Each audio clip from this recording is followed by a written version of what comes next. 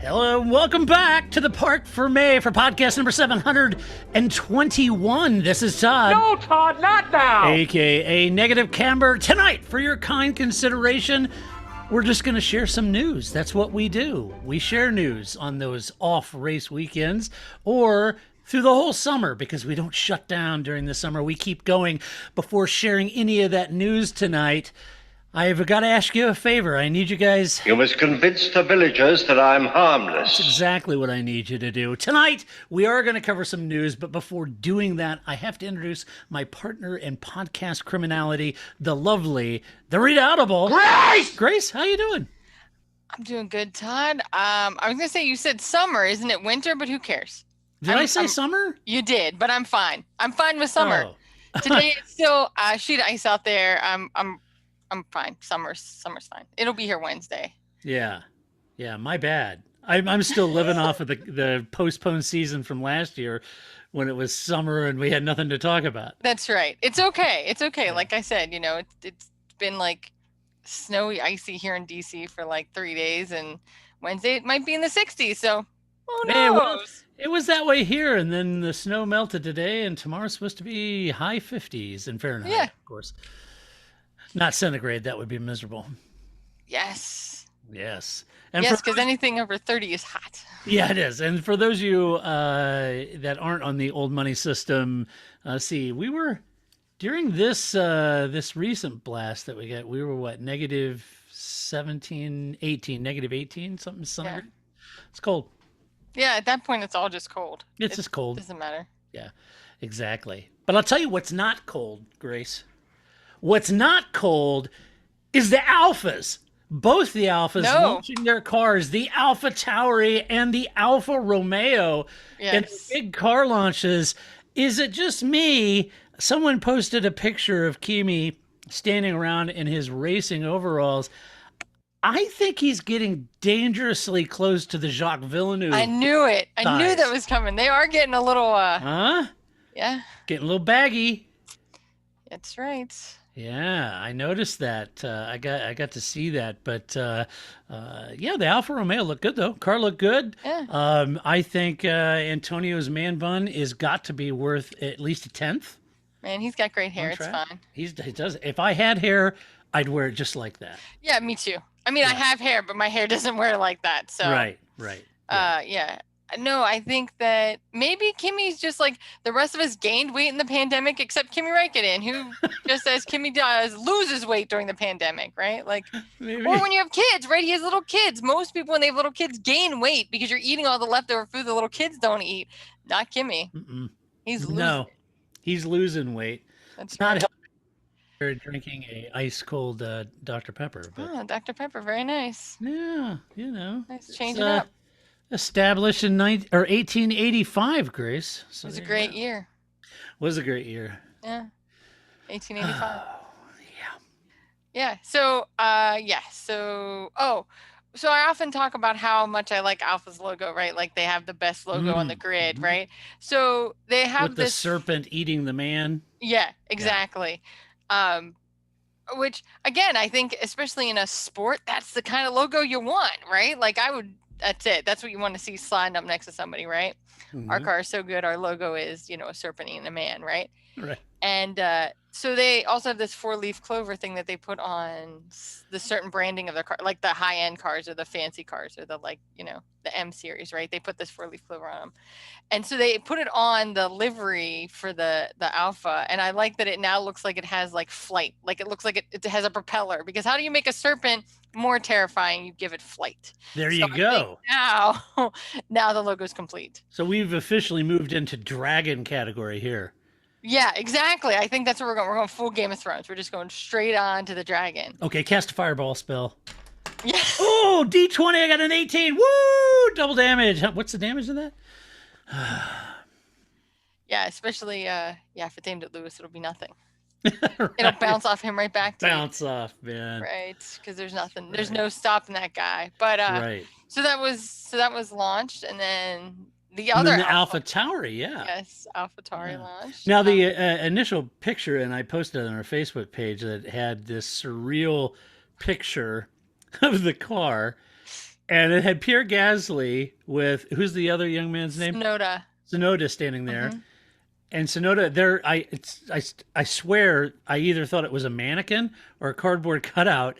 The sweater he was wearing is straight out of Christmas 1972, Yes.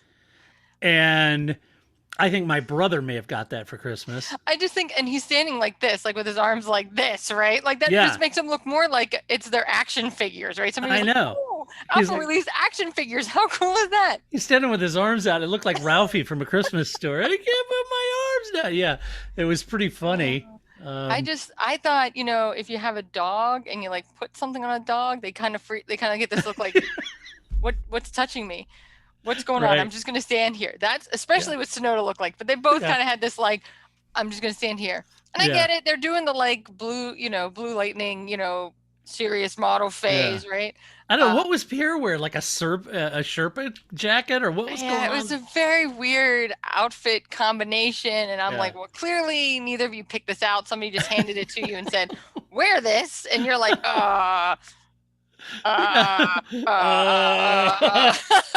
I'm wearing this.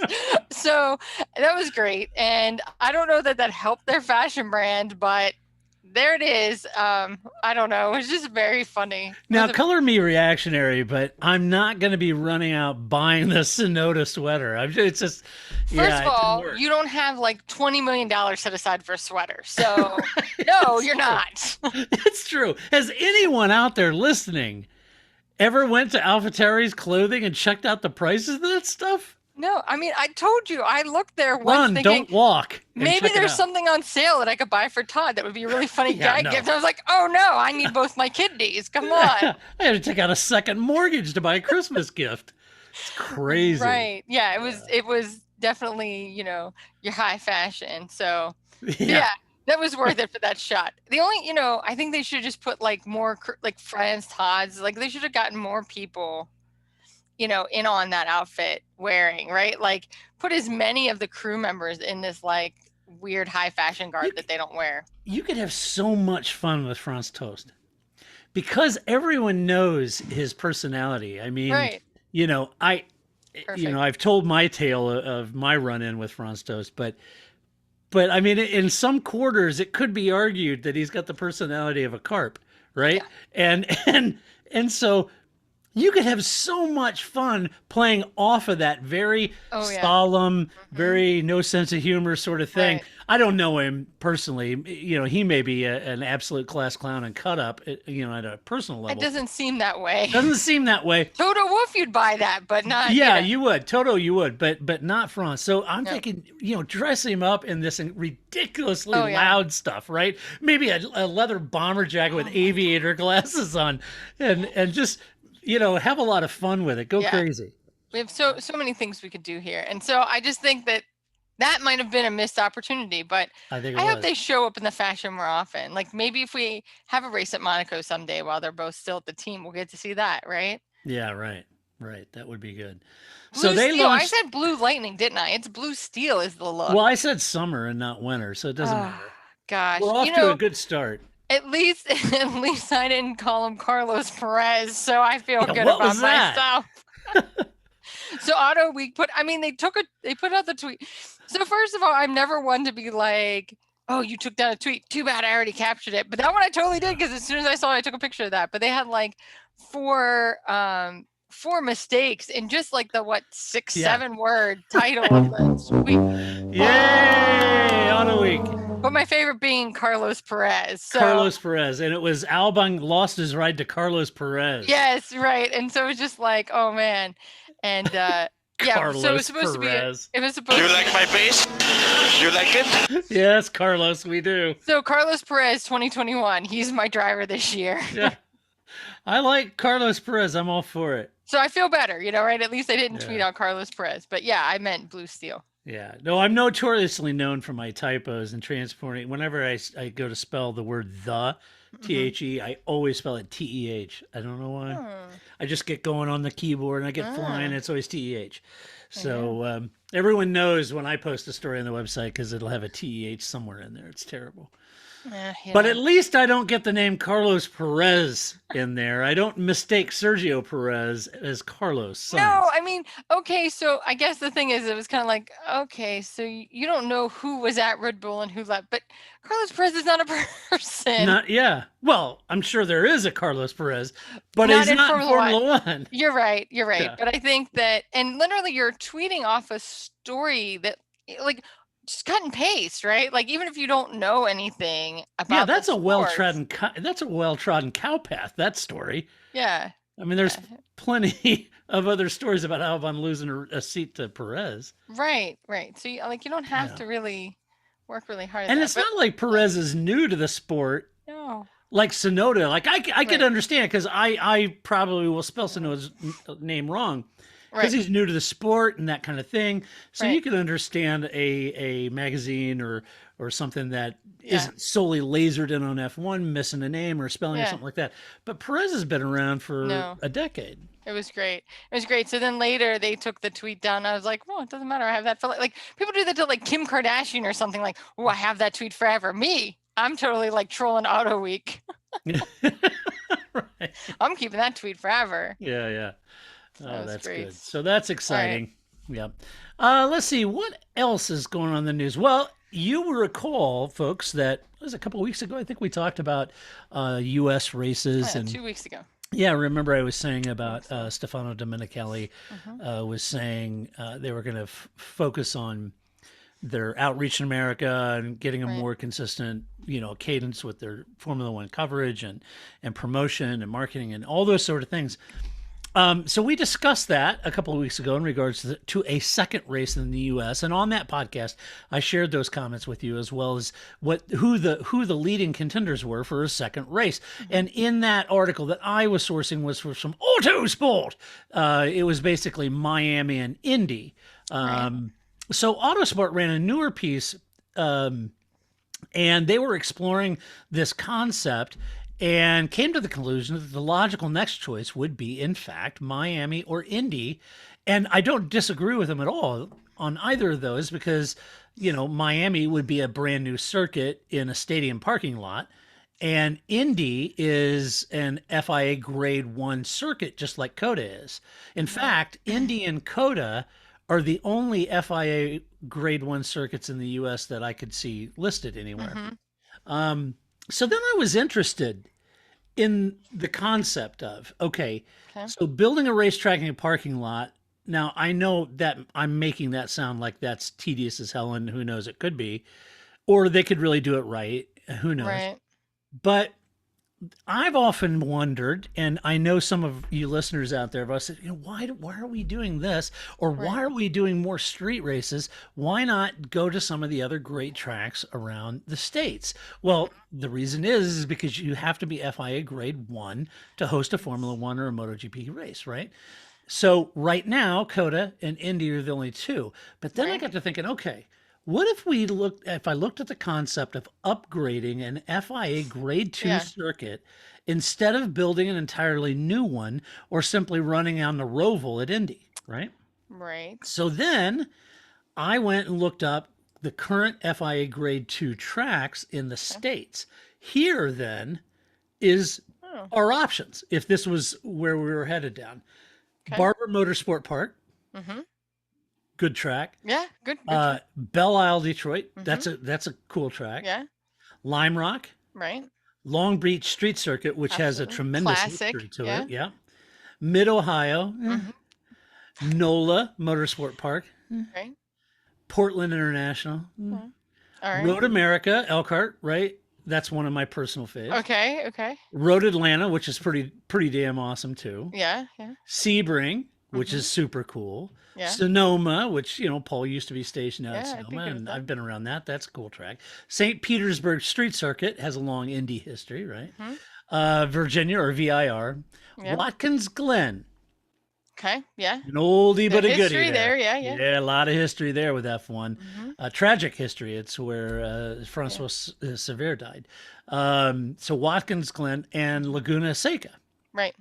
So those are all grade 2. And if you were looking to upgrade a grade 2 to grade 1, those are our options in the States. So I think part of the reason why they look at Miami is because I think if you are not an American, it's kind of like if you ask me, name 3 places in Italy, Rome would be one of them, right? Like if Mhm. you're not an American, Miami is a place you want to go, right? Like it's warm, it's glamorous, it's got the beaches, it's got the people, right? Like go to Miami. Mhm. Why don't we just go to St. Petersburg, also in Florida, also warm. It's not Miami, but Yeah, I'd go to St. Pete's. It's it's close lovely. enough. It's nice. It's Florida. Of those circuits, Yeah. which would cost the least to upgrade and would offer the most in entertainment value as well as crowd access and present itself as what they tend to call a destination city to draw crowds?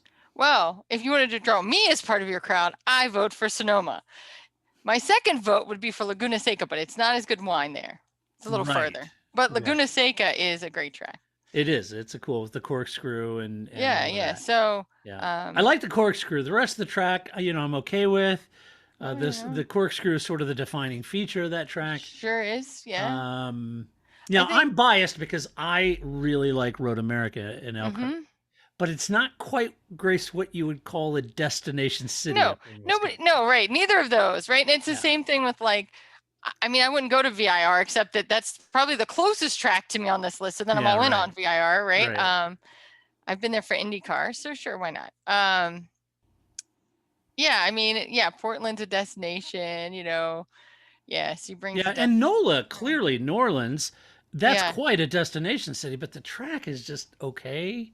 Yeah, I'd prefer Road Atlanta to that, and I agree. Atlanta is one of, if not the busiest airports in America, It is ripe the with busiest. international. It is the busiest, right? Okay. Plan accordingly. Yeah, exactly. Yeah, I've been there. So it's the busiest one with tons of international flights. So getting to Atlanta is a snap from Mhm. anywhere in the world. Yeah. And that makes sense at Road Atlanta Mhm. to upgrade that. Sonoma to me is a nice track and relatively close to San Francisco. I'm not quite sure about the traffic, parking, and transport to and from. It's just far enough out of San Francisco to be kind of a pain in the butt. Well, yeah, I mean, right, it's Yeah. in Sonoma. It's not really made for a gazillion people. Right. It's But- made for like, Yeah, but 100%. still, Sonoma, destination location. It's Absolutely. beautiful up there, right? Yeah. So there's that. Belle Isle nearly hosted an F1 race back in 1989. Mhm. I almost said back in 1885, like Dr. Pepper. No, back That's right. in 1989, but that was scrapped. Watkins Glen certainly has hosted F1, and there is a rich history and legacy of the Glen that I like very much, as well as the track. I really like the track. I do like Barber's layout too. I do That's a too. fast track.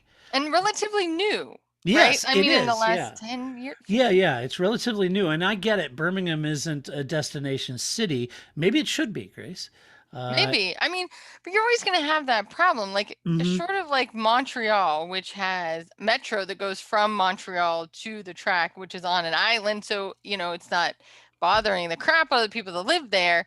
Right. Most tracks aren't near. I mean, even Austin's that way, right? Like, you Mhm. got to drive to the track. Like, most tracks aren't necessarily near the city. Right. Right. So you might have that problem anywhere, but whatever. Yeah, well, Well, and Barber's Barber fine. wasn't designed by Tilka, so there's that. Yeah, I've seen Superbikes. I mean, not in person, but I've seen the Superbike races there. Yeah, it's a kind of a cool track, pretty high speed. There's a really cool onboard on YouTube of Ryan Hunter Ray's visor cam doing laps of Barber. So if you'd like to get just go to YouTube and look up Ryan Hunter Ray Barber lap, or whatever. Yeah. It's really cool. It's a high res and it's a super cool track. Very fast. Okay, I'm going to put this out here too, because I've already made this statement once, and so I'm just going to make it again.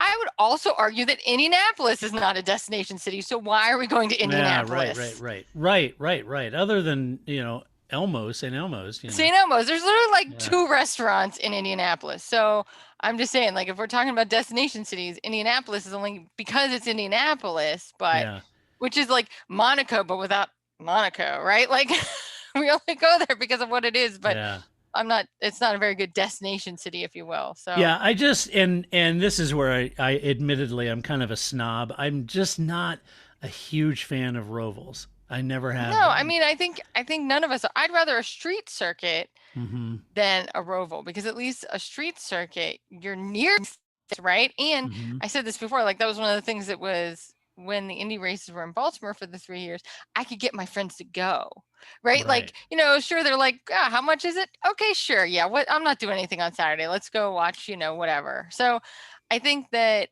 you do have that appeal to being in a city, even though it's not as good racing as a purpose-built race course. But I'd rather that than Indy again or any roval, really. Right. Right. I'm doing a quick on the fly Ooh, it's very risky. research. Bear with me. I'm going to Okay. look this up. All right. So yeah, Um, I think Barber would be fine, and I think you could have enough.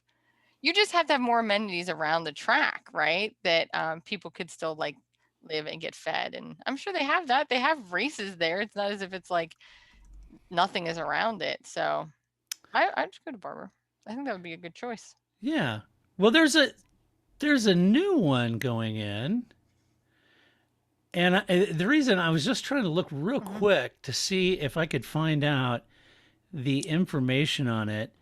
It is now, Okay. admittedly, I'm a little biased on this because it's called Ozarks International Raceway, and it's in Gravois Mills, Missouri, which Nice. isn't Yeah. that far from No. me. Yeah. Well, I And mean, and it's a super cool road course that they're in the middle of building as we oh, speak. And I'm just trying to see what FIA grade it'll have. But it's got elevation changes, hills, everything. It's that's what you want. at first I thought, yeah, okay, some guys got some excess asphalt down there and they're late, but it's not it. I mean, it's a real deal. They're putting some serious money on there. So Yeah. look up Ozarks International Okay. Raceway, and they have a Facebook page as well. I'll try to dig around and see if what kind of FIA grade if they're going for that and if they get that. But that I would be mean, cool. if we're picking our dream track or our desired track, might as well be the one that's closest to Yeah, you, why right? not the Again, one I close think to me, right? I don't know that I want to watch a Formula One race at VIR, but it's within driving distance, so Yeah, I'm all right. in, right? Right. So let us know what you guys think. Those are the grade two. Of course, you could say, well, you pick some a grade three or grade four, but the lower you go in grade, the more money that has to be invested Yeah. to get it to a grade one from a safety perspective. And so that's why I just stuck with grade two. But let us know of the ones we listed in grade two, which one So, you like the best. and I think the other thing too is I think that when you're trying to sell it to people, I guess this goes back to the argument that I would always make that we as fans care about what the fans want, but like, you know, the Bernie Ecclestones of the world really don't care about the fans, right? That's not really why they're necessarily going to where they're going. And so I think that if you have good race someplace like Ellicott Lake, I'd rather go there and see good racing than go to Miami, which is going to be terrible. It's like, you know, Caesar's Palace 2.0, right? Why Yeah. would we want this? But you can sell it to people. You can sell it to sponsors. Because I remember that even because when we went to Sonoma 3 years ago, that was the last year Indy was going to have it Hmm. on the schedule. And that was one of the things, like they were going to add Laguna Seca, but, you know, the world's greatest salad is not as good of a selling point as the world's greatest wine, Yeah. right? Right. Food Right. and dining. So, um, you know, I get that part of it, and that if you want sponsors and you want to get the social elite to come to your races, Miami is definitely a much better sell than Mid Ohio, right? Yeah, but I'm But kind of I think curious good because racing, yeah, you're right. everyone. There's a certain group of people that want the destination city, all of the amenities, and I Right. get all that. Clearly, folks, I'm not one of them, but I'm curious what Of all course of we you are. think out there. And this doesn't just apply for U.S. races; it could be Oh, said yeah. about anywhere around the world. Does it have to be a huge cosmopolitan destination city, or is the track more important than that? And I think of things like Spa, Belgium. That's not Yeah. like on the outskirts of Brussels, right? Right. And I think of Watkins Glen. That's in New York, but it's not by New York, right? No, right. And so I'm wondering if that's as important. We talk about Circuit of the Americas. It's not downtown. It's in Elroy, outside of Right. Austin. Is that a bad thing? Like if we went to Barber, would everyone going to Birmingham be a big deal to you? Would you say, "Oh hell, I'm not going to Birmingham"? I mean, they don't have cool foosball place. Would you not go there, or does that even matter to you as long as there's enough hotels and stuff? So, yeah, curious to see what you guys think. I think it would be interesting to sell a new track without that, right? I think that's part of it too, right? Not necessarily a new built track, but the Yeah. idea of like we're going to go to a new place. It's a lot easier to say we're going to go to this new place and it's Miami, right? As opposed to we're going to this new place and it's in Richmond, Virginia.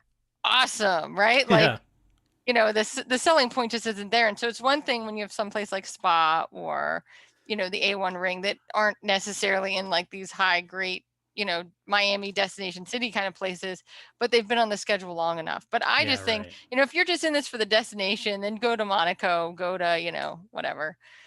And yeah, we'll just go to Watkins Glen carries a tremendous amount of panache and history. Absolutely. I think so. And I think it's one of the crown jewels of the U.S. racing tracks that we have to offer, right? So I think the history's there. I think the history's there for a lot of series, not just Formula One. So yeah, for sure. Yeah, I think that would be a great idea. But Jimmy Clark raced there, for crying out loud. Right. So I think that would be tremendous. I'm in on that. I agree.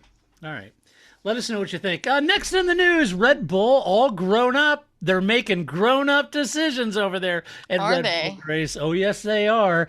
If you listen to Paul and me moan on and on about Red Bull, you'll know that we said it was time that Red Bull stopped gambling on one of their two junior drivers from the junior team as options if they aren't ready for prime time. Yes. And not every kid that they put in that seat is going to be Vettel or Verstappen. Sure. Right?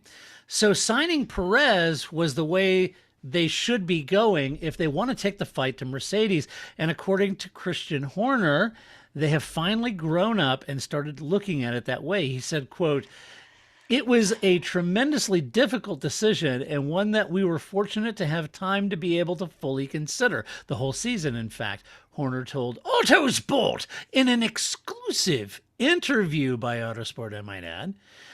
And it's highly unusual for a driver of Sergio's quality and ability to be on the market. So we just felt that we would be better placed putting in a more experienced driver alongside Max as we head into 2021. I think it was a grown-up view that we took to go outside of the scheme and to give Sergio a chance. Obviously, he drove so well last year, particularly in the last third of the season, end quote. Okay. So if you're not, and so I don't think promoting your junior driver is always the right idea, but isn't that the point of having a junior team and a race academy and a junior, like, I just feel like every driver that's on the grid now has been through some sort of Red Bull junior driver program and or at the team, right? I mean, I get it. You shouldn't just promote somebody because that's what it's, I mean, right, it's no different than our job, any job, right? Like you only have two places. You can either promote from internal of your organization or bring somebody from the outside, right? And both have their pros and cons. I just think that, a blind man would have picked Sergio Perez to be on their team if they had the option and he was a free agent. Who wouldn't pick Carlos Perez? That guy's great. So I think that, I mean, that's a no-brainer. I just don't know. I just, Christian Horner should just stick to the straight and narrow. I don't know how much I buy this. We're grown up now. Really? Okay. Because it's just not working for you. And I'm sure that if Perez doesn't work out for you, you'll have some other like pithy quote about why, you should have gone with whatever junior driver you didn't go with. Well, I agree with him. It is a grown-up move if you want to win titles. And having Mark Webber with Vettel should have told you that. Well, so I think... Okay. I was just going to say, having Perez to Verstappen may also pay off in 2021 or even possibly 2022. If Max does leave to go to Mercedes, then having Perez as the veteran makes sense if you move Gasly under him. I think what the adult decision is maybe to support a driver that you bring in, regardless if it's Perez or Gasly or Albon, for maybe more than 2 seconds. Ooh, sorry. Ouch. So... Zing. I don't know. I just think that I don't think the grown-up decision is necessarily hiring a veteran. I don't know what the rest of their driver portfolio looks like. And again, I think why wouldn't you pick Perez, right? The guy's been at like 17. He's like Carlos Sainz, right? He has been on a lot of teams. He has a lot of experience. Everybody rates him highly, and he has a lot of fight in him. And I think that he will fit the Red Bull thing, which is, I think the bigger problem is that they just want everybody to be Max Verstappen. And of course, nobody's Max Verstappen but Max Verstappen. And so they really don't know what to do with somebody like Alex Albon, who's not Max Verstappen at all, as far as a driver or personality goes. So, and I'm really excited for Perez, because imagine if you were Checo all those years wondering if you're going to get a paycheck, struggling with the Force India, finally calling Dennis, and all of it. Yeah, the whole McLaren debacle. Right. And then you're, finally you just get in the rope. You have to start court proceedings on Force India. No one's getting paid. And then finally you get through that whole thing. And then Racing Point comes in and they buy the team. And, oh, I got my son. And then, oh, wait, Vettel's available. Sorry, Checo. Right. Yeah. And that's brutal. Yeah, that's brutal, man. So now for him to go to a team where he doesn't have to worry about getting paid, it doesn't, you know what I mean? This is really good for him. Everybody, you could say, well, he didn't get Lewis's seat or Mercedes. No, he didn't. Wow. But he'll be in one of the better cars he's ever driven in his life. Mm-hmm. And he's at a team that likes him and wants him there. And he's got a fantastic teammate, and no, I'm excited for him. I think this is going to be really good for Red Bull, having two veterans. There's a reason why Ferrari always went for two veterans that could win world championships, and if you look at a couple years ago, bringing in Leclerc was a bit of a gamble. They typically don't do that. And so they brought in Leclerc, and there's a clash with Vettel, so you got a veteran. And I'll let you draw your own conclusions of what you think of all that. But that was a difficult dynamic for them to measure, and it was difficult. So Red Bull, I think having a Verstappen and Perez is definitely a grown-up move.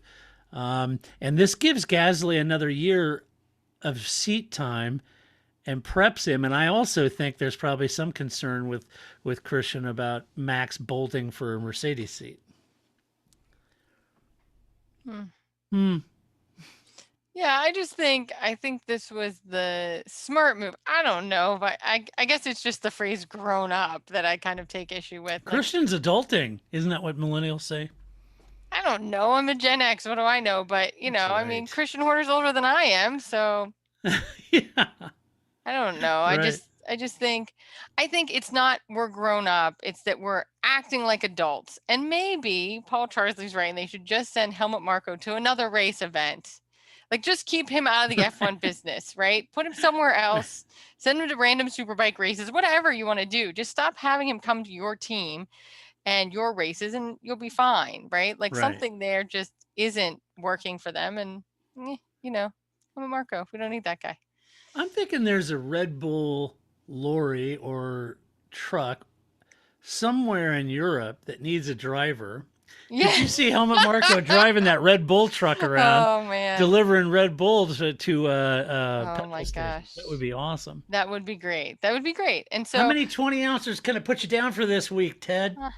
So I think maybe Red Bull's finally using their brain. And if that's what they mean by adulting, then yes, congratulations, Christian Horner. It took you 15 years, but you're using your brain now. Now, Grace, before you get too crazy congratulating Red Bull, remember when Ferrari had wind tunnel correlation issues, as did several other teams in Formula One, and we scratched our head and say, wow, how could you get the wind tunnel data so off? You have one job, wind tunnel. One job. Ferrari notoriously had that issue with their wind tunnel, which was off. Well, you can now add Red Bull to your list of teams that got caught out by incorrect wind tunnel correlation data, and that's a bit hard to understand when you have a secret weapon called Adrian Newey at the helm. He doesn't use a wind tunnel.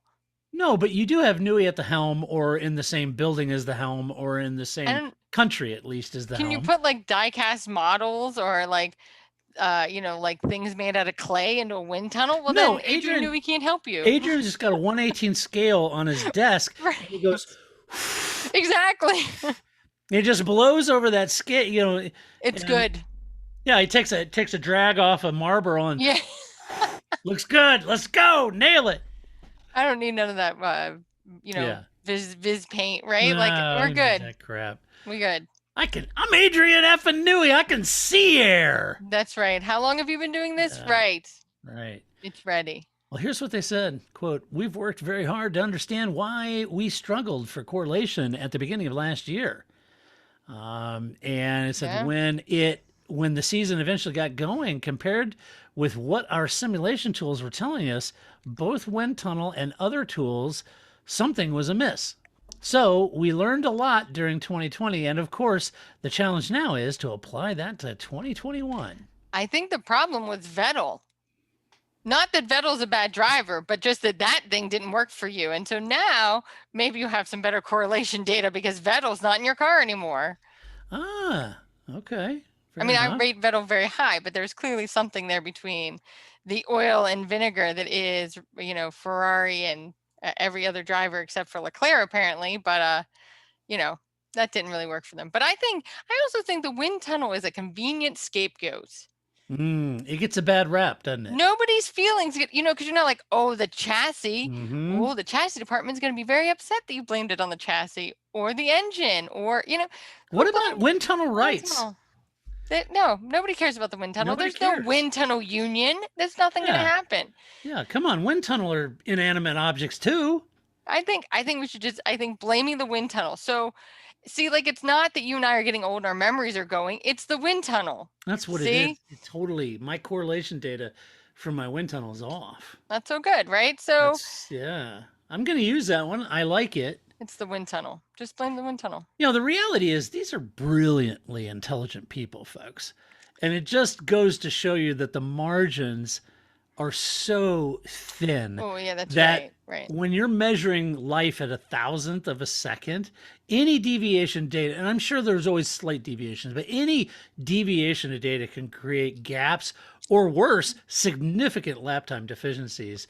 And that just goes to show you how critical that data correlation is. And it's nice to know at some level that Adrian Newey is human after all. Is he? Maybe not. I don't know. Yeah, I don't know. He wears his sweaters like this as well. He does. He does. And he does not put his pants on one leg at a time. No, great. He jumps into them. He jumps into it. I just think that is, I don't know. I just think it's an easy thing to blame. It was the wind tunnel. Yeah, it was. The wind tunnel. Yeah. And if the new Netflix series sucks, it's going to be the wind tunnel's fault. It's going to be the wind tunnel's fault. Yeah. Or Will Buxton. He's also a convenient person to blame. No, because Will Buxton, his correlation data is wrong. It was his wind tunnel was off. There you go. Good job. So the Drive to Survive released the date announcement. Netflix announced that the 2020 season of Drive to Survive would be released on March 19th, coming up pretty soon. Netflix was there for the season opening cancellation, and then again when the season resumed in July. Here's what F1. Now, bear with me. I don't want to get off on a rant here, folks, but bear with me. What? No, that's why I listened to the show. What are you talking about? Right. I know. A lot of people say, oh, the soapbox. He's dragging out the soapbox. Listen, we're on what? Episode 742. If you're not used to that by now. That's just, stop listening. Why are you still listening? I drag a soapbox out.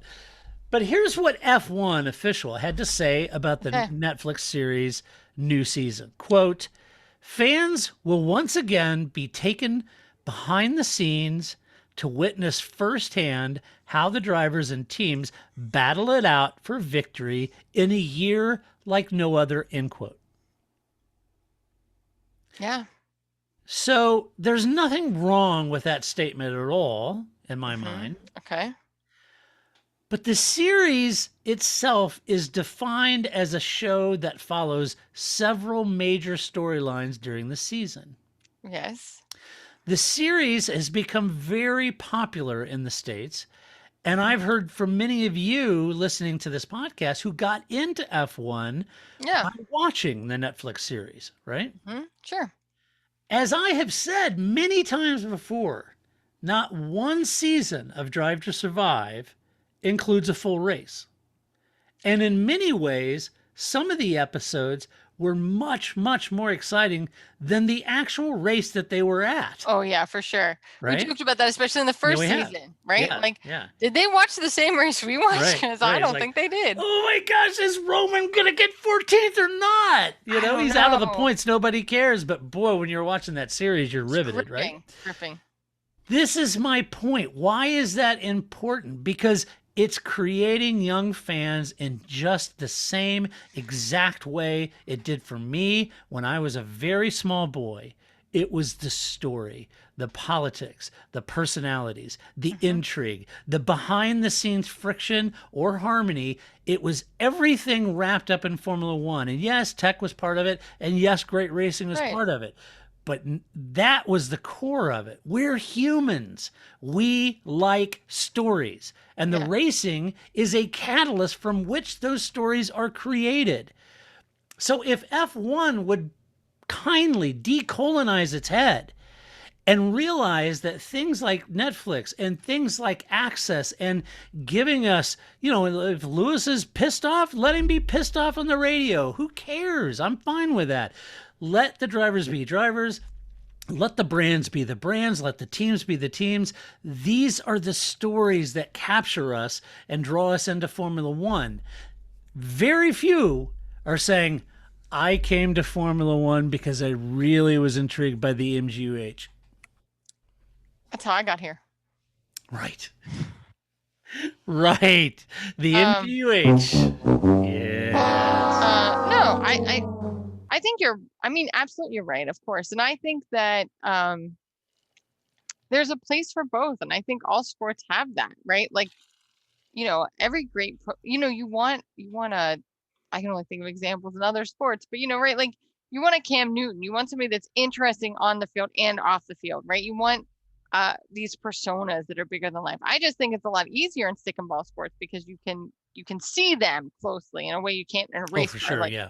So, but I think that there is space, and now you do have all this extra space for content that didn't even exist 10 years ago, right? So I think the idea that, you can have something on Netflix or 8 million YouTube videos on things. And, you used to, if you didn't like even the technical stuff, like if you didn't understand what Craig Scarborough drew, you were like, I guess I don't understand why a winglet looks like that and that winglet looks like that, right? Because I'm not an engineer and I don't read F1 engineering. And so I don't understand, right?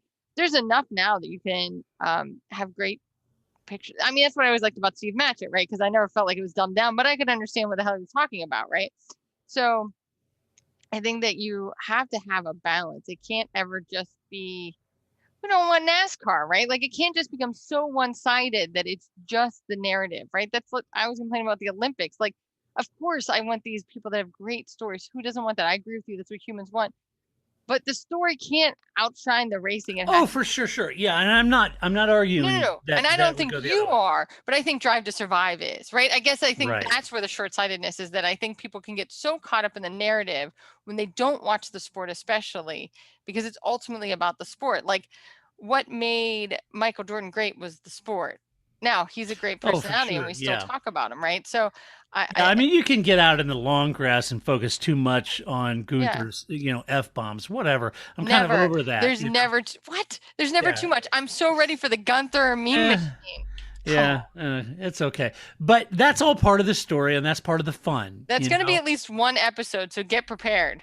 Oh, yeah, for sure. But I do like when they do talk about some of the racing and some of the on-track stuff, and it's all part of the story. It's all part of the storyline. And so I've gotten a couple of emails from people who started watching F1 because of Drive to Survive, and they said that the reason they got really intrigued and kind of got into it is because of the it was the Renault and Red Bull kind of clash and the politics behind there. And they were like, ooh, that's cold, and it kind of sucked them into the drama and the soap opera, if you will, of the series. And so that's kind of drew them in. And then they kind of was like, wow. And they kind of understood a little bit more about F1 cars. And it's all great. So all I'm saying is do more of that, more storytelling, and bring fans into the world of F1. I think absolutely. And so I'm sure I told this story before, but I went to see the James Hunt Niki Lauda movie. Why did I all of a Rush. sudden blank? Rush, thank you. I was like it was gone. My wind tunnel, not so calibrated.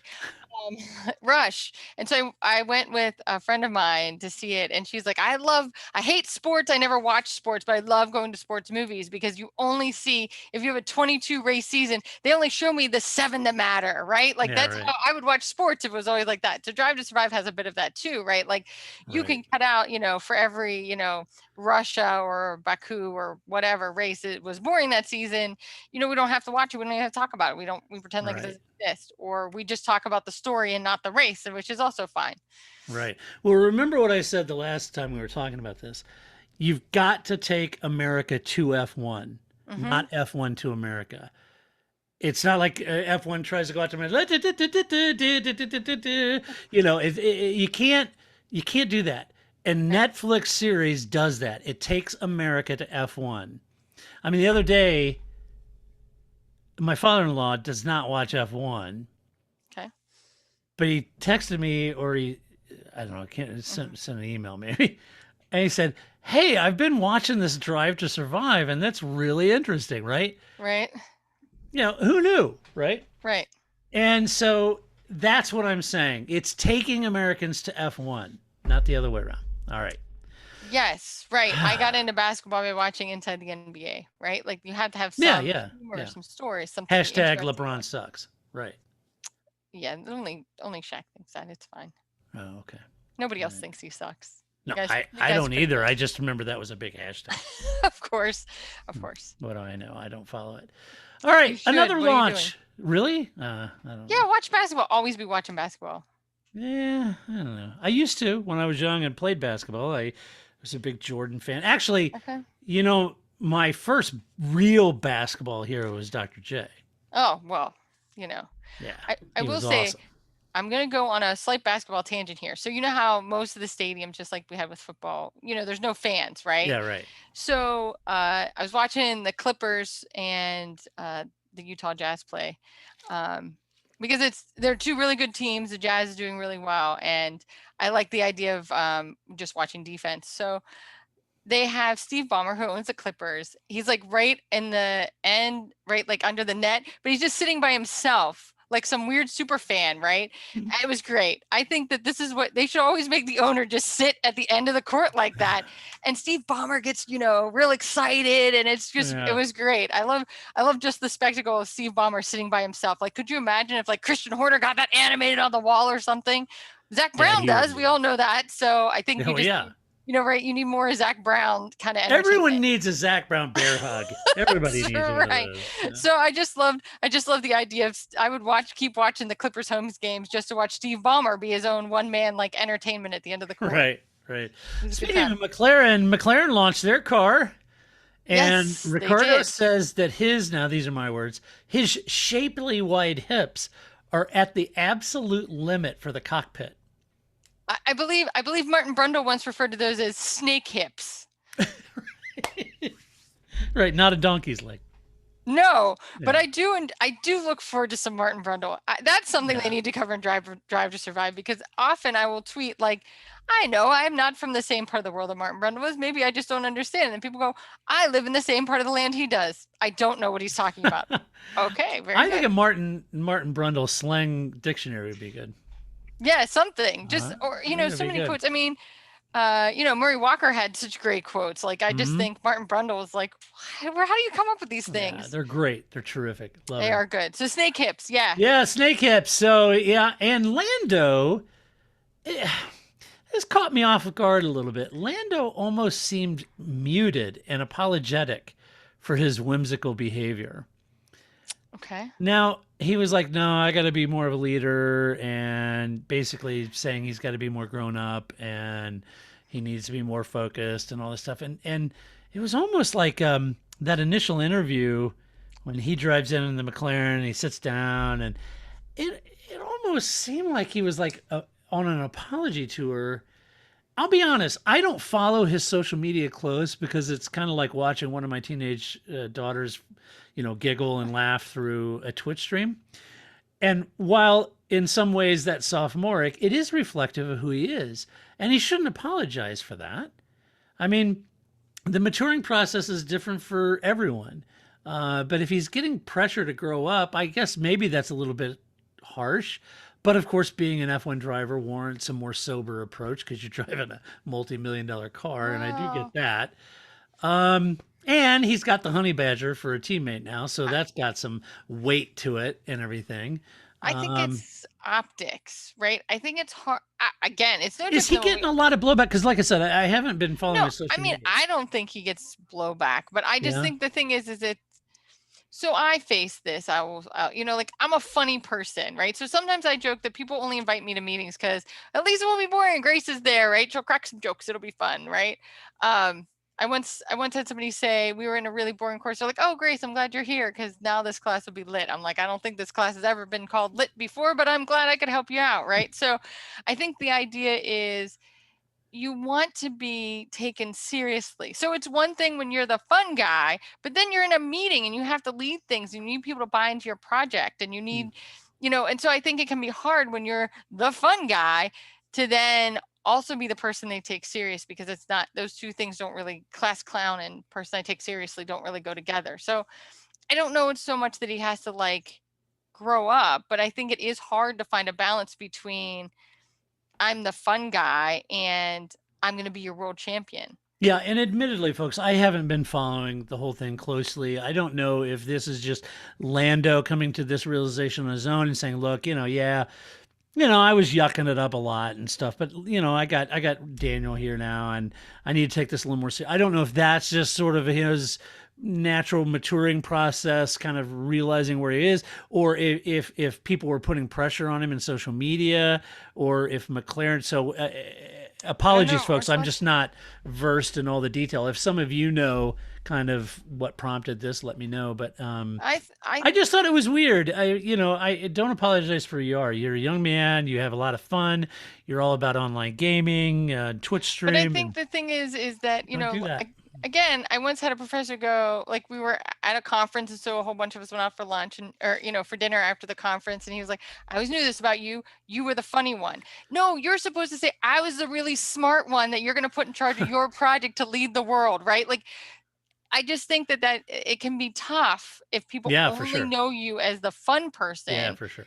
To then be taken seriously, and then because eventually he may leave McLaren and he needs people to be like, "Oh, yeah, he doesn't want other teams to think he's just some Yahoo kid." Correct. And so I think we all go through it. Maybe all the class clowns go through it, but where you try to find your voice and how to still be honest and be your authentic self, but also get taken seriously because nobody just wants to be in a meeting because they're the fun guy, right?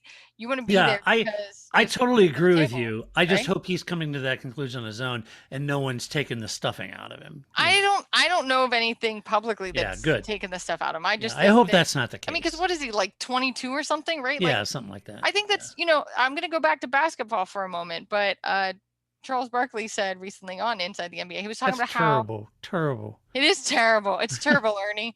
But anyway, he was talking about how his first 2 years in the NBA, he didn't know what the hell he was doing. And so it takes a guy to like year 3 before he kind of goes, "Oh, right, this is what the hell's going on." And even though as fans, I think of those people as like adults, they're younger than I am now, right? Yeah, like LeBron James is younger than I am, right? Even though I feel like he's an adult and I'm not, right? So I think that's some part of it too, is that even though we see Formula One as this like pinnacle kind of thing, but that it takes any driver a couple years to kind of like get their sea legs. And I just thought when Barkley said that, I was like, oh, right. We have to remember, right? He's like 22. We always talked about this with Jenson Button, right? And the Jenson Button years, and Lewis Hamilton had the Jenson Button years. Right. You're like, you're 22 and you're suddenly in Formula One and you're just supposed to try to figure this out. Did anybody else know? Did any of us know what the hell was going on at 22? We surely didn't. And why would these guys be any different? So I think it's just going to take Lando a little bit to kind of find his sea legs and find how to be both the fun guy and the guy that you take seriously and the guy that's going to lead your team. A bit like Red Bull. Being a grown adult. Yeah. But I think Ricciardo, right? I think that Ricciardo is also less the fun guy, right? Of late, he has been. Yeah. I would agree with that. I think he's still a lot of fun. I think he's still He is, but he's a less gregarious jokey. guy. Yeah. But he's a little less jokey, and he did a 3-year deal, and I think he's taking this thing for real, you know? Well, it has to sink in too that, there yeah. aren't that many 3-year deals left in his life either. Yeah, right. Right? Right. So he's got to take it seriously, and he's got to go after it. That's right. So all right. I think that's it. Hey, also, finally, Ferrari and Shell have signed a new multi-year deal, continuing a relationship that started in 1929. 1868. Pretty damn close to 1885. I was so close. I knew it was 18 something. This podcast brought to you by Dr. Pepper. So 1929 they've been together, and that relationship has delivered 22 titles. The focus will be on technology transferred to the road via mobility and sustainability. If F1 moves to sustainable fuels in 2025, Ferrari will certainly need Shell as their partner to really exploit those fuels and make the most of it, their new power unit. I've been if you've been listening to the podcast a long time, I've been involved with Shell and Ferrari on some of their things, and I've just seen that relationship from the inside out, and it's a terrific relationship. I'm glad to hear that they signed a new deal. So there you go. Yeah. Off to the races. All right, Grace, where are we? That's right. It's this week's fun/random fact. How about that? The slashies. The slashies. That's right. It's the slashies. You may be familiar, Grace, who one Bernard Charles Ecclestone is. I've heard of him. You know that name. I've met that guy. If you're not actually met him. He's the guy that owned F1 for decades and made F1 what it is. He's what, 90? I was gonna say he's like 9,000 years old, and his most recent like wife a is like year old. 25. Yeah. Yeah. She's like 40 something, and he's got a year-old kid. Yeah. And 2 fully grown daughters with their own kids. So anyway, one Bernard Charles Ecclestone, you may have referred to him and heard him called Bernie for decades now, right? Right. But that nickname wasn't always present. In fact, it wasn't until F1's only posthumous champion, Jochen Rindt, started calling him Bernie that it actually stuck. So if you're new to Formula One, check out Rindt, because he was one of the very best in F1 and was destined to become an icon like Clark, Stewart, Senna, Schumacher, Hamilton, et al. And Jochen Rindt was awesome. And so Jochen was the guy that started the nickname Bernie. Wow, that is a pretty random fact. It is random. It's a slashy. It is. How about that? Did we come up with a hashtag for this show? Oh, let me go to my notes. I have hashtag grownups. Oh, okay, that's good. I like in honor of Red Bull. There you go. Yeah. And Lando and Bernie. And Bernie. All 3 grownups. Grownups. Yeah. So there you go. Hashtag grownups. Okay. All right. Well, hey, we'll be back next week to do it all over again. Yeah. Winter testing is in like 2 weeks. Is it? Winter testing? Yeah, isn't it the 12th? Isn't that when it starts? Where are they testing, Grace? When? Where? Oh, Bahrain. Oh. I was hoping for Barcelona! Because then I get to use my Barcelona soundbite. That's the whole reason why the crab track can never go off the calendar. No, I'm so frustrated by that. No, they'll be in Bahrain, I believe, the 12th, 13th, and 14th. Not good enough, damn it! Not good enough. Not good enough. Because the first race is the 28th, which is why what Drive to Survive is the week in between, right? The 19th. When is it? Didn't you say Drive to Survive is premiering on the 19th? Yeah. That's number 1. Yeah. That's in between, right? Winter testing has started, but the first race isn't until the following weekend. So you can watch the whole series. There you go. And then be ready. And then be ready. There you go. And then look for all that drama between it's Renault almost and like they planned it that way. Funny how those things work out, right? Amazing. But I'll watch it, and I'm here for the Gunther Steiner messiness. I don't know why. One more phone call to Haas. Who doesn't love those? Yeah. Because it's not like it's getting better. It's not like it's going to get better. I just think Gunther running down the paddock, giving everybody the middles, I think that's good. Like, like the picture of, somebody took the Mr. Bean and made it the George Russell meme. Like, as George is passing everybody, he's just like, that's it. That would be Gunther Steiner, right? Yelling at all these people. But I would just assign Haas a permanent crew, because they were talking about, because there's only so many crews, and they get assigned a team a weekend or whatever. I'm like, just have a bunch of crews, have like 3, one that floats, one that's with Mercedes, and one that's with Haas. We're good. We got it covered. It's perfect. We got all their stories done. All right. Well, hey, be sure to stop by the website, theparcfermé.com. Share your opinions. Just do it with decorum and civility. Means no personal attacks. Also, thank you so much to all of our Patreon supporters. We are so grateful for your support.